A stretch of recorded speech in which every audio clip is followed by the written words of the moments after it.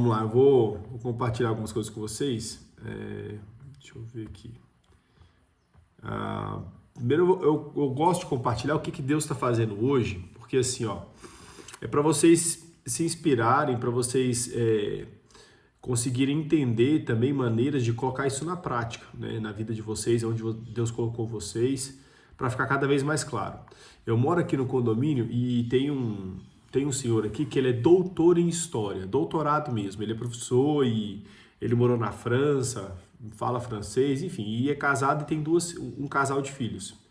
E quando eu cheguei, ele é meio de esquerda mesmo, embora na faculdade eles chamam ele de direita, mas aqui no condomínio o povo, os empresários têm um pouquinho meio de resistência por conta dessa visão dele. E é um cara, você vai lá, biblioteca de livro, um cara muito erudito mesmo, assim.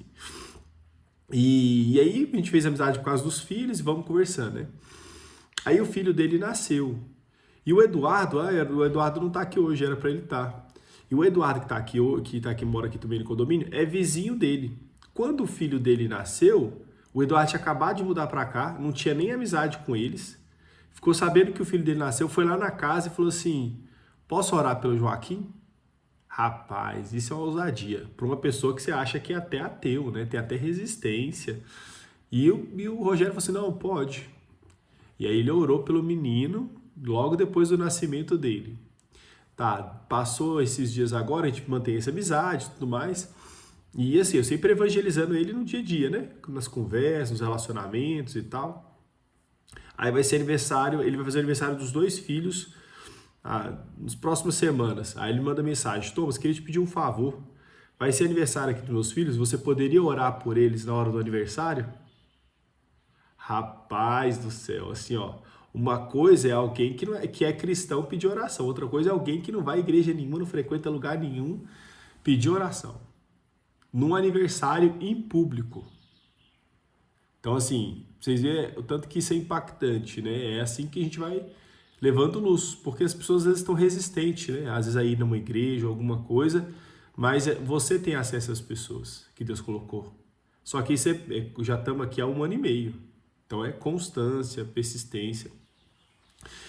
Quando abre aí a câmera e eu vejo aí o Rodrigo com o Tadashi, eu falo para vocês que eu fico muito feliz. Por quê? Porque num passado próximo,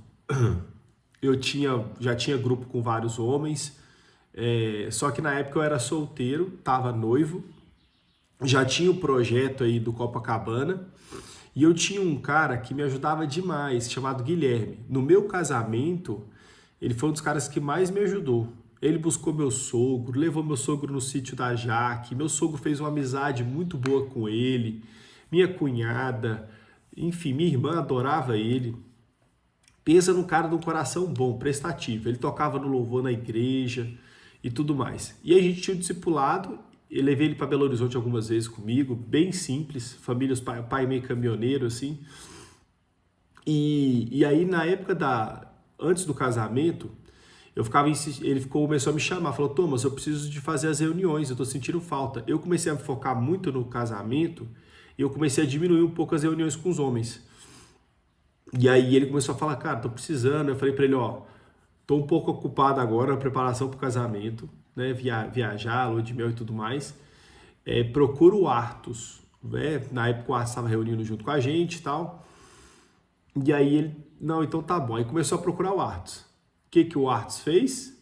O Artus começou a minar a minha liderança.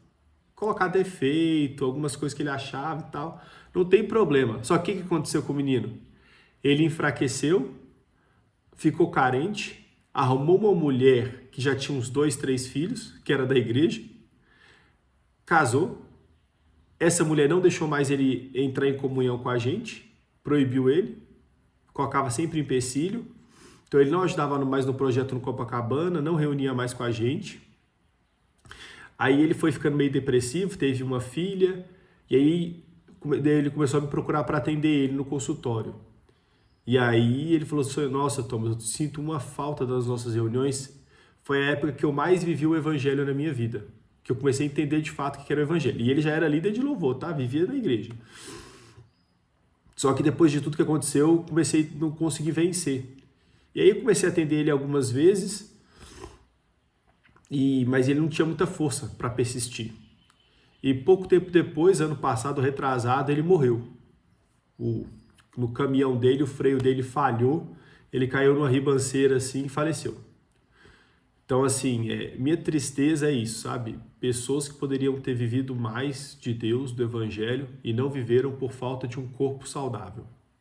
O que é um corpo saudável? É quando todo mundo fala a mesma língua. Então, por exemplo, eu conheci o Rodrigo porque eu atendo o filho de um amigo dele. E aí ele estava com um desafio com o filho, o Rodrigo me chamou, eu comecei a atender o filho dele. E aí eu comecei a orientar o Rodrigo. Rodrigo, você precisa envolver lá com o pessoal. E aí o Rodrigo começa a se envolver ali com o Tadashi, com a turma, e começa a gerar conexão.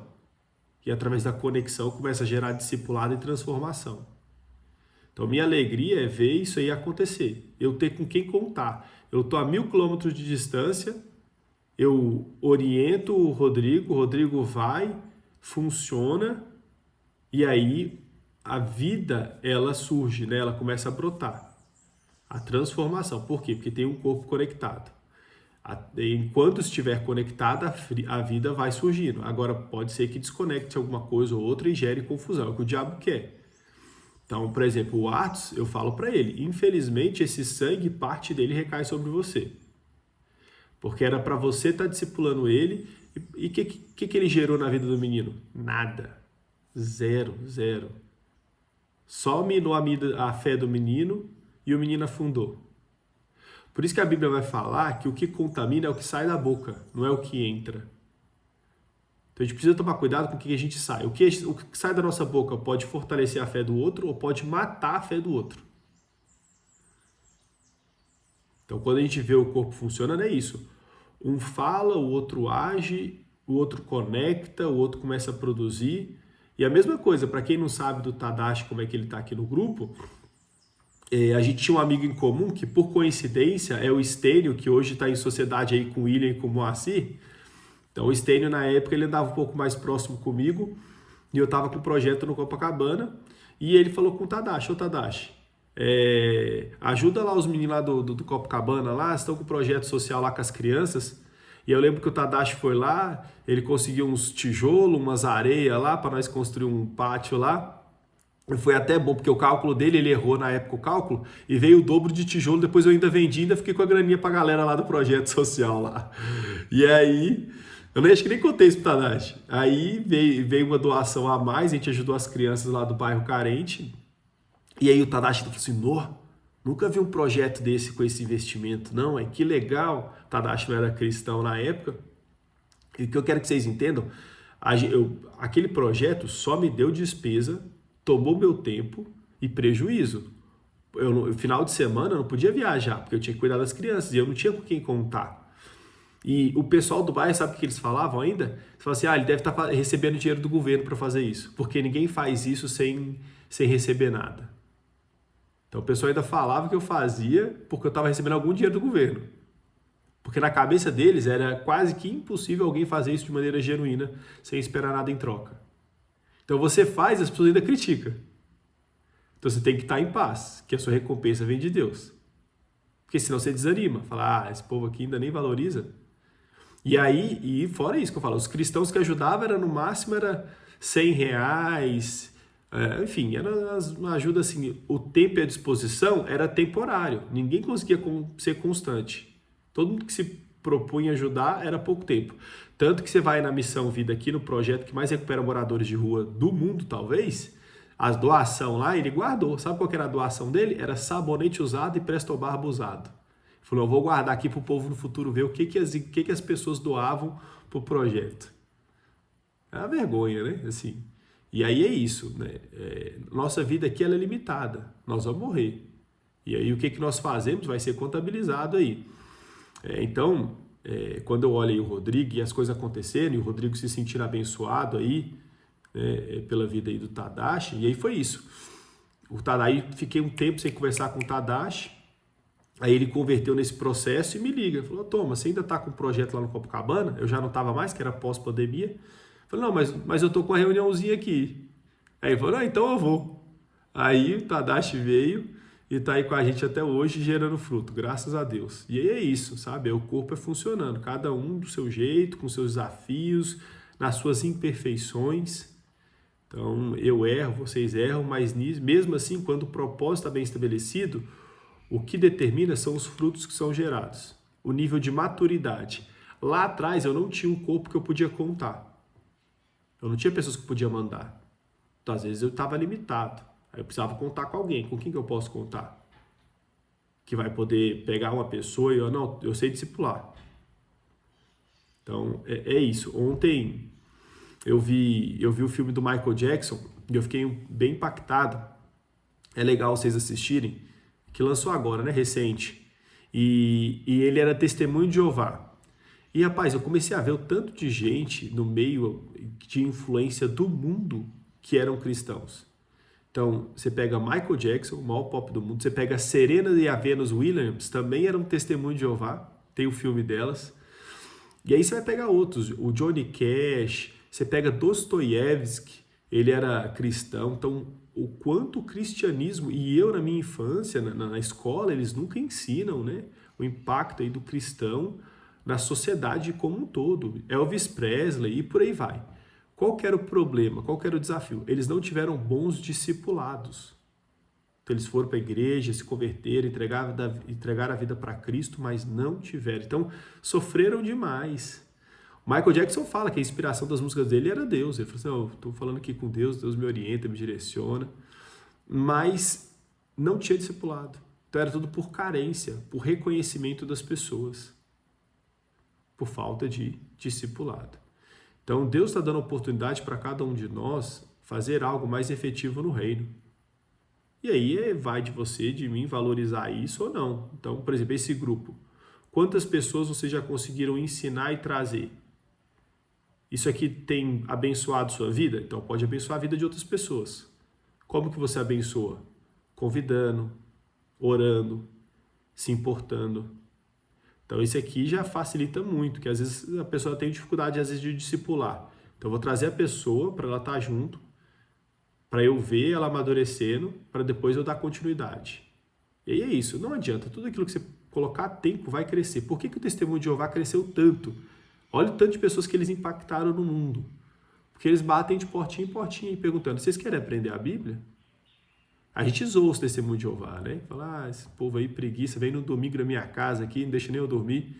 Mas a verdade é que eles estão fazendo, estão priorizando. Por mais que seja uma seita e ensinam errado, eles estão fazendo e gerando fruto. A ponto de eu ver um filme que falar que o Michael Jackson, a família inteira era testemunho de Jeová.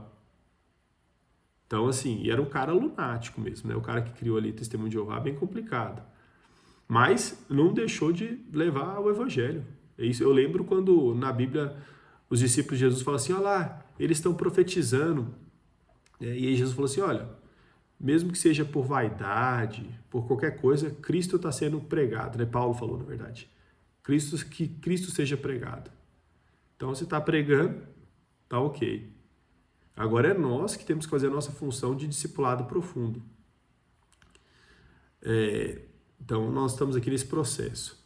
Tem uma coisa que o Otmani falava, que ela é muito impactante, que é assim, ó. Só pode ser usado pelo reino o que passar pela cruz, o que morrer e for ressuscitado, tá? Então, só pode ser usado como ferramenta para o evangelho o que passar pela cruz. Então, o que às vezes não acontece no sistema religioso. Vou dar um exemplo. Você pega uma pessoa que já é uma pessoa com uma oratória muito boa, ela é bem eloquente, fala bem, influencia muito bem as pessoas, e aí ela converte e a igreja já fala assim, vou usar ela para ser pastor ou para ser evangelista. Qual que é o problema disso? Se esse dom dela não morrer primeiro e ressuscitar no reino, ela vai usar uma ferramenta carnal no reino. Porque ela vai fazer porque ela já dominava essa ferramenta. Não, essa aqui é uma ferramenta minha, eu estou usando. Não, essa ferramenta primeiro precisa morrer em Cristo, ressuscitar, para depois você utilizar. Porque senão você vai estar usando ferramenta humana. E o que mais trouxe prejuízo para o evangelho foram pessoas que se converteram e quiseram usar ferramentas humanas para o evangelho. Então, pessoas que escreveram livros, influenciaram, mas o resultado foi catastrófico. Porque desvirtuaram sem querer, tá? Gente, pelo amor de Deus, muitas das coisas abomináveis que acontecem não é intencional. As pessoas, sem perceber, fazem as situações igual Pedro. Meu Deus, Pedro falou, Jesus, eu vou te salvar, você não vai morrer. Ele falou, arreda de mim, Satanás. Não, você não atenta para as coisas do alto, mas só para as coisas carnais. Me fala qual foi a má intenção de Pedro. Ele estava na melhor das boas intenções, querendo salvar Jesus. Então, o que as pessoas não entendem é isso. Então, às vezes eu confronto as pessoas entram em choque. Igual eu. Pelo amor de Deus, eu recebi isso várias vezes, então eu sei a dor que é. Eu lá, querendo servir com toda a boa intenção do mundo, veio meu líder e pá, não, tá errado e tal, não sei o quê. Eu falei, como? A intenção é muito boa. Ok, a intenção é boa, mas a prática é péssima. E aí é difícil pra gente. Então, eu conheço várias pessoas que fazem isso. Às vezes eu converso com o Vitor, falo isso, né? Tem pessoas que às vezes estão com a intenção boa, ouve o Paulo Borges, ou ouve o Evangelho, a pregação, mas sabe o que as pessoas estão fazendo hoje com o Evangelho? Estão convertendo para negócio e acham que é uma boa intenção. E aí eu vejo ela estimulando as pessoas com o Evangelho para vender, para lucrar. E acham, não, eu estou colocando Deus no negócio. Não, você não está colocando Deus no negócio, você está usando Deus para lucrar. E a intenção das pessoas é boa. Não, pelo menos estou falando de Deus. Não, a pior coisa do mundo. Então, qual que é o resultado disso? Vai gerar vida nas pessoas ou mais ganância, mais egocêntrico? Estou falando sério aqui, ó. Eu estava falando com o William ontem. Aqui no condomínio moram vários pastores. Gente, aqui em Anápolis, como tem muita igreja e é uma das cidades mais cristãs evangélicas do Brasil, os líderes aqui, rapaz, eles não se misturam. Tem um medo de perder a ovelha que vocês não acreditam, não. Então você descobre que o outro é crente, já nem se conecta aqui muito, não. É um medo. O outro vai que o outro ensina melhor do que eu e o membro da minha igreja vai para a igreja dele. Então é isso, sabe? Infelizmente, por isso que as pessoas não convertem. Elas olham para isso aí e falam, não, que infantilidade, isso aí é evangelho? Pautado no medo? Então, se a gente não amadurecer e for intencional, por isso que o evangelho é o id. Não é você ficar e esperar, é id. Vai e faz esse discípulo. Não é senta e espera. Então, nós aqui no grupo, mesma coisa. É o id, vai e orienta, direciona, discipula. Se não for prioridade, a gente não vai dar conta. Eu falo para você, se você não entregar tudo aí, ó, o Vitão tá nesse processo aí, difícil de tentar liderar, fazer discípulo. E ele cada vez mais está vendo, cara, mesmo você se esforçando muito, fazendo de tudo, ainda é muito difícil. E aí, se eu fizer meia boca, aí que não vai mesmo, aí que não vai mesmo. Se você fizer um negócio mais ou menos, são as pessoas, né? Acabam retrocedendo. Paulo vai falar que nós não somos dos que retrocedem, mas dos que avançam. Aí sim. Por isso que uma vez eu vi um pastor americano ensinando a palavra manso, né? Quando Deus fala manso ali na Bíblia, os mansos e os humildes herdarão a terra. Aí ele usou a analogia, eu gostei, mas ele fala que manso em grego é mik. Esse mik, ele era usado para as mulas nas guerras, os cavalos ali. Olha que loucura, que eram os cavalos que eles eram treinados para ir para a guerra. E eu sempre parei para pensar nisso, que eles avançavam mesmo quando vinha flecha ou armamento ou tiro do outro lado. Eles não paravam. Então eram cavalos que durante a guerra eles continuavam avançando, mesmo vendo flecha, vendo tiro. Você vê, os outros têm medo, pula, vai para trás, retrocede. Os que eram mic não faziam isso. Mesmo com tiro, com guerra, eles continuavam avançando. Por isso que a Bíblia fala que nós não temos o espírito de covardia, mas de ousadia. Então, o espírito de covardia são aqueles que retrocedem. Então, quem retrocede, não deixa de alcançar a bênção. Então, a ideia do cristão é aquele que vai, mesmo tomando flechada, e morre. Por isso que Jesus falou assim, ó, eu minha vida toda ouvi falar assim, cuidado, Cuidado com os lobos em pele de cordeiro. A gente sempre ouve falar isso, aqui lá é um lobo em pele de cordeiro. A gente tem que tomar cuidado com os falsos profetas. Sabe o que Jesus falou? Ele falou assim, ó, eis que eu vos envio como em meio a lobos em pele de cordeiro, para serem destruídos.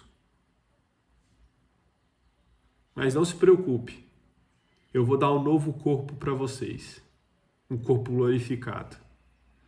Ou seja, Jesus mandou os discípulos para morrer. Ele falou, mas antes que isso aconteça, vocês vão me ver morrer primeiro. Eu vou ensinar para vocês como é que morre. Por isso que de todos os animais, eles nos assemelham ao cordeiro, à ovelha. Por quê? Porque todos os outros animais, quando são levados para o matadouro, eles fazem muito barulho e têm muita resistência. Vai no matador de porco para você ver a barulheira que é. Parece um inferno. Agora vai no matador de ovelha, eles não emitem um som. Vão bonitinho ali para o matadouro. Por isso nós somos chamados de ovelhas, que obedece o bom pastor. Por quê? Porque aqui nós somos ferramentas de Deus para gerar vida. Aquele que não morrer, não gera vida. Aquele que está em mim, ainda que morra, viverá. Então é essa fé que nos faz proceder mesmo quando a gente tem ataque. Eu vou mandar para vocês agora 2 versículos para a gente tentar ler eles e avançar. Mandei no grupo, quem puder acompanha, quem não puder eu vou ler aqui. Vamos lá. Mateus 12, 22. Trouxeram-lhe então um endemoniado, cego e mudo, e de tal modo o curou, que o cego e mudo falava e via. E toda a multidão se admirava e dizia, não é este o filho de Davi? Mas os fariseus, ouvindo isto, diziam, este não expulsa os demônios, senão por Beelzebu, príncipe dos demônios? Jesus, porém, conhecendo os seus pensamentos, disse-lhe, todo reino dividido contra si mesmo é devastado, e toda cidade ou casa dividida entre si mesma não subsistirá. E se Satanás expulsa Satanás, está dividido contra si mesmo, como subsistirá, pois, o seu reino? E se eu expulso os demônios por Beelzebu, por quem os expulsam, então, vossos filhos? Portanto, eles mesmos serão os vossos juízes. Mas se eu expulso os demônios pelo Espírito de Deus, logo é chegado a vós o reino de Deus. Ou como pode alguém entrar na casa do homem valente e furtar os seus bens, se primeiro não amarrar o valente, saqueando então a sua casa? Quem não é comigo é contra mim. E quem comigo não ajunta, espalha. Portanto, eu vos digo, todo pecado e blasfêmia se perdoará aos homens, mas a blasfêmia contra o Espírito Santo não será perdoada aos homens. E se qualquer disser alguma palavra contra o Filho do Homem, ser-lhes-á perdoado. Mas se alguém falar contra o Espírito Santo, não lhe será perdoado, nem neste século, nem no século futuro. Vamos lá, primeira coisa aqui, ó. Jesus falou assim, ó, uma casa dividida não vai subsistir. Então, vou dar um exemplo de novo. Esse grupo que eu tinha lá atrás, que eu mandei o Guilherme encontrar com Atos e com outro grupo, não subsistiu, porque estava dividido. Então, não estava todo mundo na mesma visão, no mesmo entendimento. Então, pessoas morreram, literalmente, sem experimentar com profundidade o Evangelho. Então, quando eu falo com vocês, a necessidade da comunhão e de andar mais próximo, que eu sei que é difícil, é para esse alinhamento, para que pessoas não morram depois. Porque se não houver um alinhamento, vai ficar muito confuso para quem chegar. Falar, mas um fala uma coisa, o outro fala outra, que confusão é essa? Em vez de gerar vida, vai gerar mais confusão e morte. Então, se tiver brechas, o reino não se estabelece. O reino não... Por isso que Paulo fala, irmãos, pelo amor de Deus, tenhais todos um só pensamento, um só batismo e um só Espírito. Então, todo o meu esforço é para isso.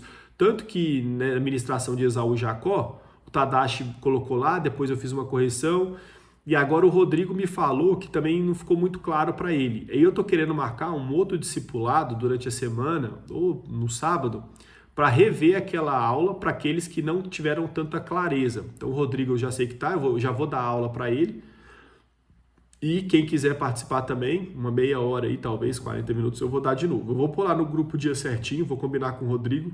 Quem quiser participar, eu vou refazer aquela aula e focar ali naquela ministração. Porque é isso, discipulado é isso.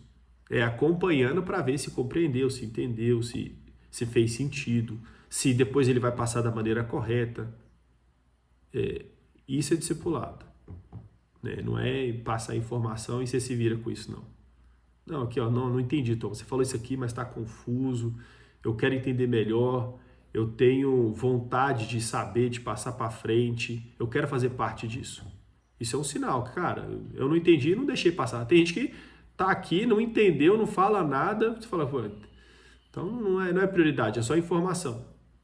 É o que eu falei. Às vezes o Paulo Borges, primeira vez que eu levei a Natália na igreja lá no Sal da Terra, ali em Goiânia, ela falou assim, a minha sensação aqui é que as pessoas não entendem. E é verdade, a sensação que dá é que as pessoas não entendem o que ele fala. Por quê? Porque é uma questão de acompanhamento, não é só informação. Então, se não caminhar junto e tá ali lado a lado, que era o que Jesus fazia. Meu Deus, se Jesus andava lado a lado, Pedro ainda dava uns pés fora ainda, dava uns passos errados, você imagina nós. E aí o que o diabo mais quer é quebrar a comunhão para a gente se isolar e a gente ficar vulnerável. Então aqui, ó, por isso que ele fala o perigo de uma casa dividida. E depois ele vai falar assim, ó, ele vai falar que a casa dividida, na verdade, seria o diabo e os demônios. E ele fala, pode um valente entrar na casa sem antes amarrar? Então não pode. Então, Jesus aqui está falando que ele é o mais valente, ele está prendendo no mundo, que o mundo jaz do maligno. Então, quem governa o mundo, nós estamos no mundo de trevas. Então, Jesus veio no mundo das trevas, amarrou, expulsou o demônio para libertar o cativo. E aí ele falou que ele veio fazer isso. E as pessoas estavam falando, não, ele está fazendo isso aí porque ele também é um demônio, porque ele é Beelzebul. Agora pensa, Jesus está expulsando o demônio e os líderes religiosos estão falando, chamando ele de demônio. E aí ele vira e fala, olha, toda blasfêmia contra o Filho do Homem vai ser perdoada, mas contra o Espírito Santo não. Por quê? Tá? Por que ele usa a palavra Filho do Homem? Sabe por quê? Porque o diabo, ele aceita que Deus é soberano. Tá? O diabo não tem nenhum problema com a soberania de Deus. Por isso que João vai falar, você acredita em um só Deus? E daí, até os demônios acreditam e estremecem. Então, crer em Deus não quer dizer nada. Não quer dizer nada. Os demônios também acreditam. Agora, o que um demônio se recusa a aceitar? É que existe um homem, nascido de mulher, que pisa nele, que vence ele. Por isso que Jesus teve que vir como homem, como criatura. Caso contrário, ele vai sempre soberano. Então, ele não quer aceitar que tem um homem nascido nessa terra que é soberano a ele. Por isso que Jesus nos chama, eis que vos dou toda a autoridade nos céus e na terra para pisar na cabeça de serpentes e escorpiões. Toda vez que fala filho do homem, está fazendo uma analogia a um homem mesmo de carne. Por isso, como é que você experimenta o Espírito para saber se ele é de Deus ou se ele não é? Como é que a Bíblia fala? Como é que vocês vão experimentar para saber se aquela pessoa está falando o Espírito de Deus ou não? É se ela confessar que Jesus veio em forma carnal e morreu por nós. Aí você sabe se o Espírito ele é de Deus ou não. Porque os demônios não vão aceitar essa realidade. E nós fomos chamados para assumir essa posição de filhos do homem que detém a autoridade aqui na terra. Que Deus tem autoridade, todo mundo sabe. Agora os homens perderam a autoridade para o diabo lá no Jardim do Éden. E agora onde Deus nos colocou é para a gente reconquistar essa autoridade. Então por isso que aqui fala que toda blasfêmia contra o Filho do Homem vai ser perdoada. Por quê? Porque Jesus fez coisas como homem que era confuso para todo mundo. O próprio João Batista, que era primo de Jesus, ficou confuso. mandou os seus discípulos falar assim, ó, pergunta para Jesus se ele é quem eu estava esperando ou eu devo esperar outro. Olha que loucura. João Batista manda os seus discípulos perguntar para Jesus, falando assim, você é realmente quem João Batista estava esperando ou devemos esperar outro? Por quê? Porque ele estava lá preso, ia morrer, perder a cabeça. E Jesus estava fazendo o quê? Indo em festa, transformando água em vinho, curtindo. Não, tá confuso isso aí para mim. Aí o que Jesus responde?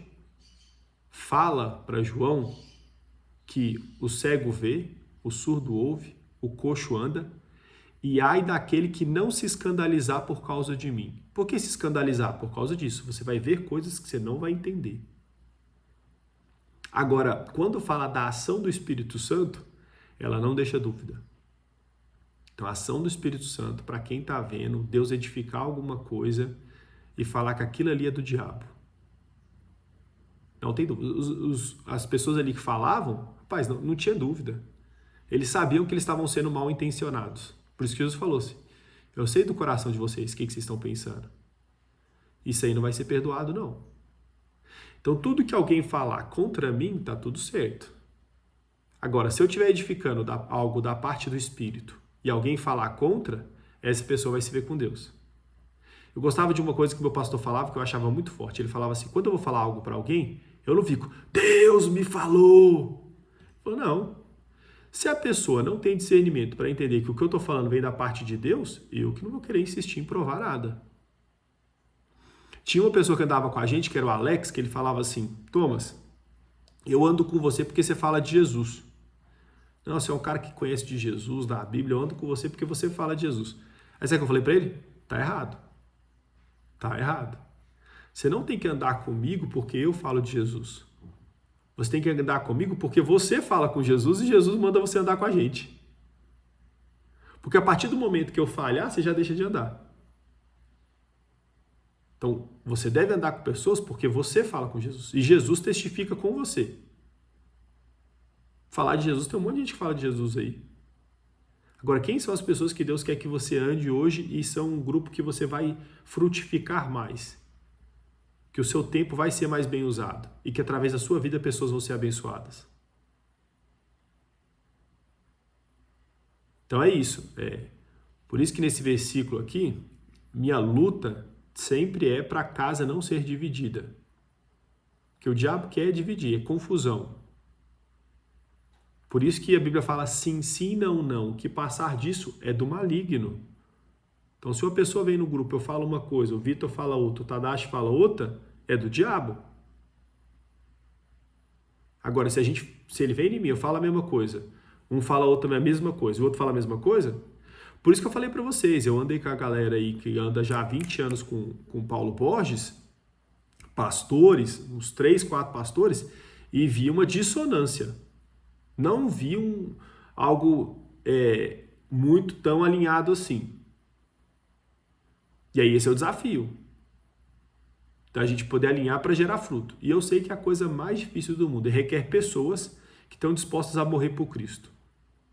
Nem todo mundo está tão disposto assim. As pessoas falam, né? Por isso que Deus falava, vocês me adoram com a sua boca, mas o vosso coração está longe de mim. Então a ideia é que o coração esteja próximo para que a gente se conecte, para que a gente consiga falar a mesma língua. Caso contrário, o que a gente fizer vai ser fácil do diabo destruir. Vai ser fácil, ele gera uma confusãozinha ali, uma inveja aqui, né? Um egoísmo ali, acabou. Já já se desfaz. Por quê? Porque as pessoas não estão tão dispostas a morrer assim. Tem algum interesse por trás. Quando tem um interesse que não seja Cristo, você fica vulnerável. Isso é tão sério que tinha uma pessoa que reunia no grupo e o diabo vai pegar qualquer falha, tá? Para poder utilizar. E tinha um cara que eu gostava muito, eu dava muito no grupo, dedicava muito, assim, muito mesmo. Já tinha feito missão, teologia.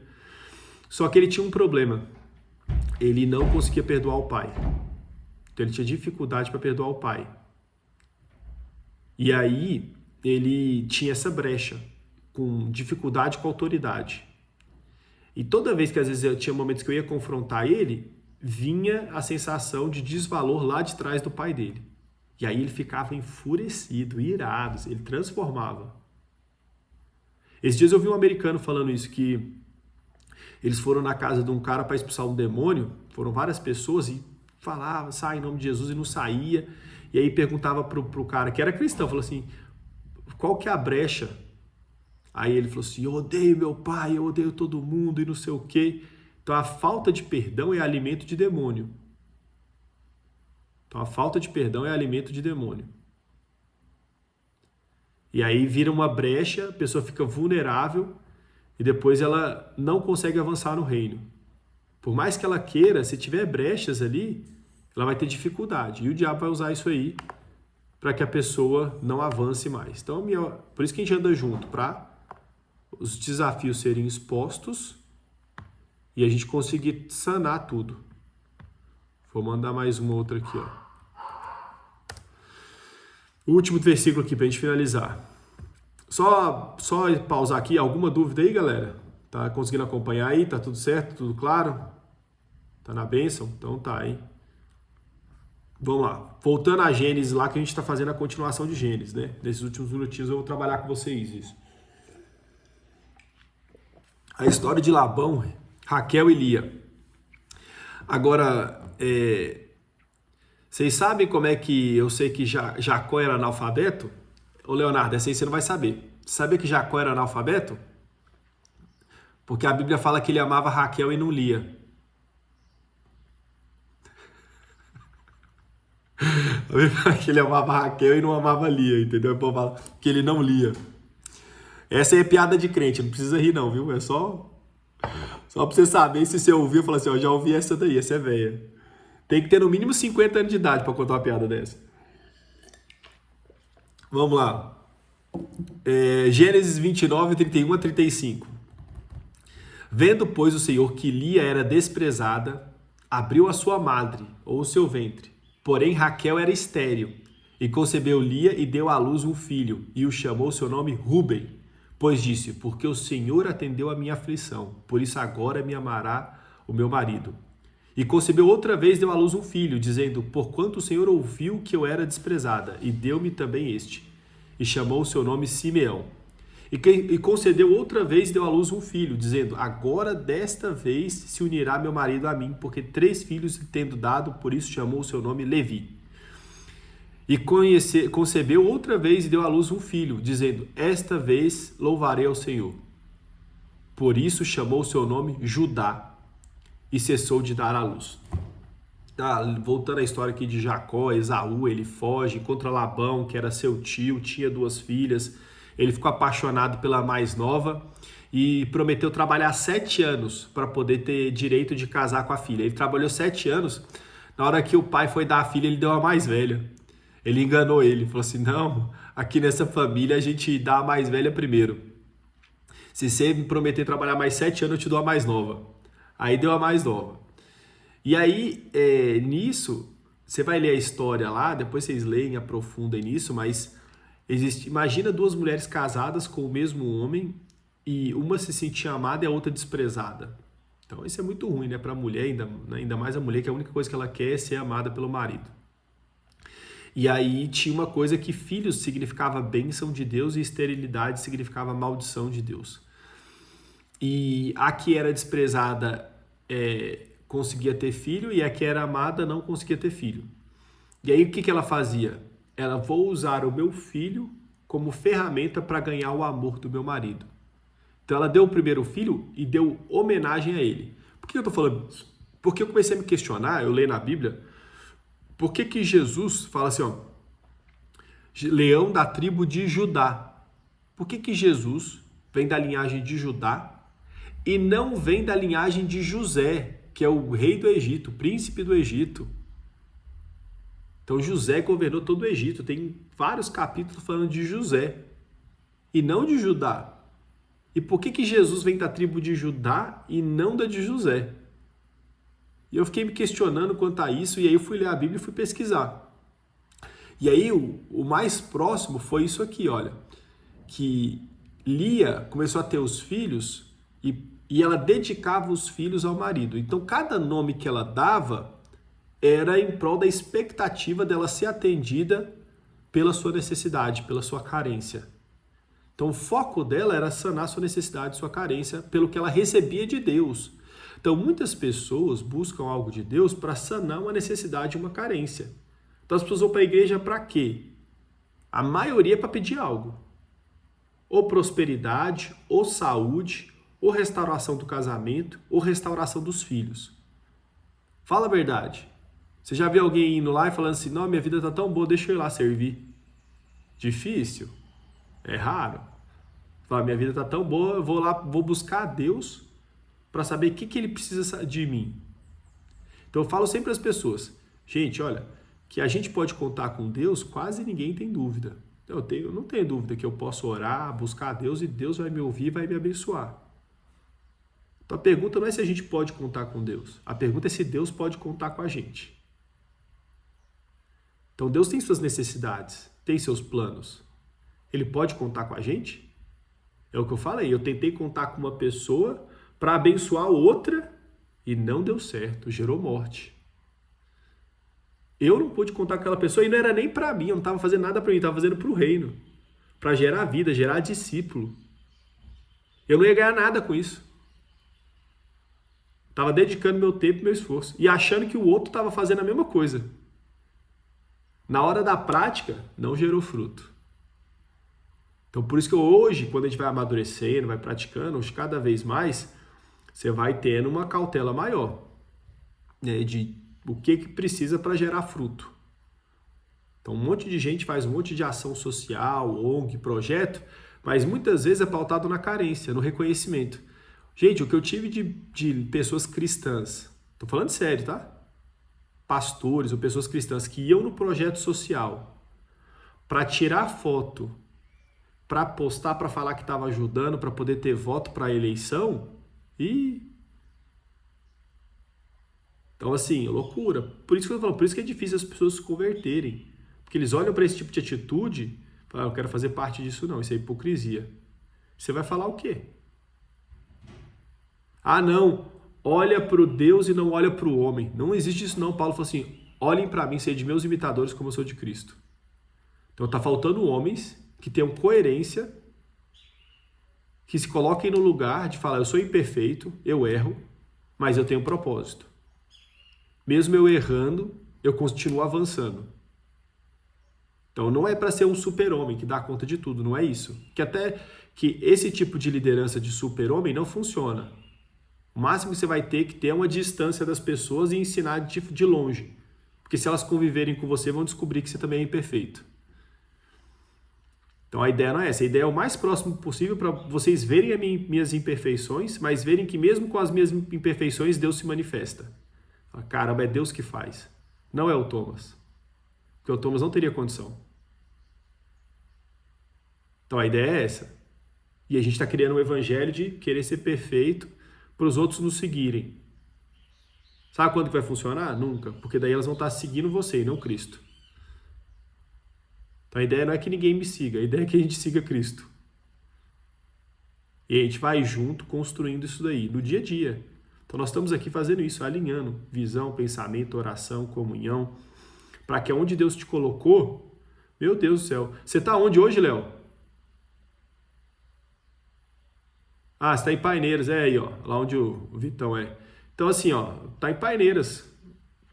Vitão conhece alguém de lá, ó, vou mandar você lá pro Léo lá, pro Léo vai orar por você aí, Wanda vai caminhar com você, e a gente pode descansar que o Léo vai fazer a mesma coisa que eu faria se eu estivesse lá.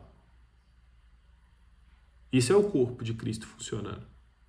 Que eu tive muita dificuldade de conseguir fazer. Então, se as pessoas se conectam só comigo, tá errado. Tá totalmente errado. As pessoas têm que se conectar entre si. Isso é evangelho. Porque daí, uma hora, Deus me leva e aí? Não, tá doido? Então, as pessoas não podem ser dependentes. E aí é isso. Então, Lia fazia isso aí. Tudo que ela recebia de Deus, ela dava glória ao marido, querendo reconhecimento, a validação dele. Então, muitas coisas que as pessoas recebem de Deus, elas usam para sanar a própria carência. Quando ela viu que não ia funcionar mais, no quarto filho, ela fala assim: desta vez, eu vou louvar o Senhor. Por isso chamou seu nome de Judá. Independente se eu vou ter o que eu quero do meu marido, o reconhecimento, a validação, não interessa. Eu vou louvar o meu Senhor. Então, Judá significa louvor a Deus. Por isso que Jesus vem da linha de Judá. Leão da tribo de Judá. Porque aqui uma mãe resolveu dar glória a Deus e não ao homem, e não à sua necessidade, à sua carência. Talvez essa mulher morreu sem ter alcançado aquilo que ela queria. Mas durante toda a história é contado a vida dela. Porque ela resolveu, mesmo não tendo aquilo que ela queria, dar glória a Deus. Então as pessoas elas buscam muitas coisas para ter glória para si ou para ter o reconhecimento. Quando a pessoa resolve, independente do resultado, dar a glória para Deus, aí você começa a frutificar. Então nós estamos aqui para isso. Então quando alguém te perguntar por que Jesus vem da linha de Judá e não da de José, é por causa disso. Amém? Amém, irmãos. Acho que por hoje é só, pessoal. Já deu 9 horas também. Deixa eu pausar aqui.